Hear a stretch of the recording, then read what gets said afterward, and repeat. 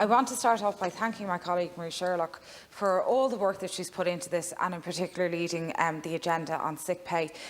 Marie has been a leading trade unionist in this country, and neither she nor the Labour Party have come late to the issue of workers' rights. And I note with somewhat irony a Fine Gael representative referring back to our manifesto on it, as if making out that we have just discovered that this is an issue here today. But there is a particular urgency, and this is why I'm going to argue against the amendment to extend it for 6 months. COVID has exposed many fault lines and inequalities, but a lack of sick pay has been the one that has caused the most hindrance for our ability to fight this virus.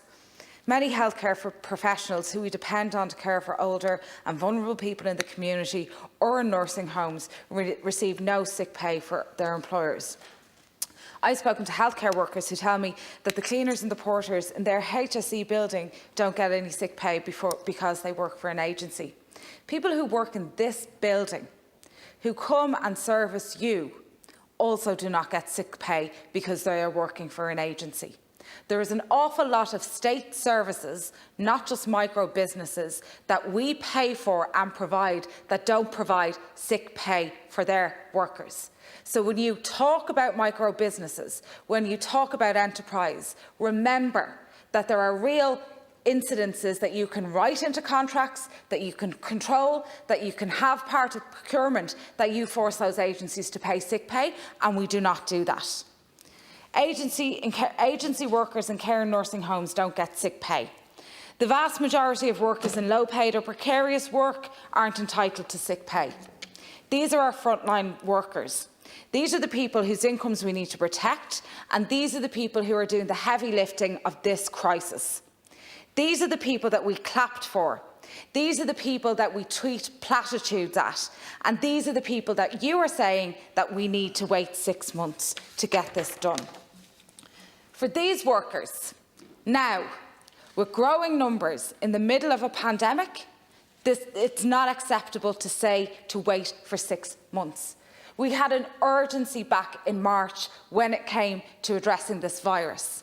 We are introducing this sick pay motion in the context of a global pandemic and rising case numbers. We are introducing the sick pay motion when so many workers who are working in affected industries have to go to work tomorrow. For these workers, in the middle of this pandemic, there's also a housing crisis.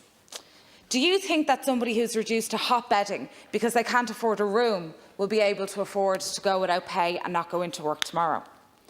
The failure of the government to provide for sick pay during the pandemic, while ending the eviction ban and rent freeze, effectively guarantees that people will lose their home if they do not go to work.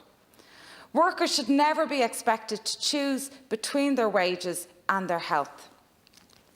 The lack of sick pay, combined with the housing crisis, now means that many low-paid younger migrant workers are now living in overcrowded private rental accommodation, forced to go to work every day because they cannot simply afford to. Some people might refer to this as house parties that young people are having, but when in fact it's just younger people living in bad accommodation that is not suitable for them. Many of these people are in unregistered tenancies, falling outside the remit of an under-resourced RTB, who have no protection against slum landlords who will kick them out the minute they fall behind in rent. At the very start of this pandemic, Threshold noted there would be many people who are sick who will be left unable to pay their rent because of the shortfall between this.